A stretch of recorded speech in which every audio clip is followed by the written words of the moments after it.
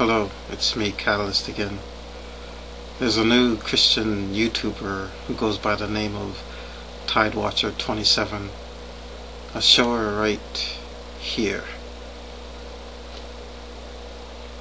She just recently created her account and is now posting videos that are geared at attacking atheists.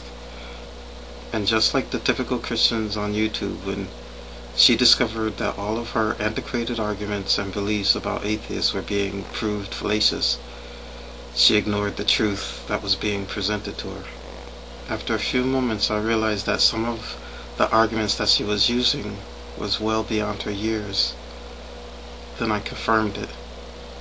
Without giving the proper credits or even attempting to, Tidewatcher plagiarized both Robert T. Lee from TenCommandments.org and Matthew J. Slick from Christian Apologetic and Research Ministry, or charm.org. But when I exposed her for the plagiarist that she is, she, like the Christian that she is, deleted all the comments on all her plagiarized videos and then disabled posting altogether. I guess Brett King is not the only shady person on YouTube. Well, thank you for listening.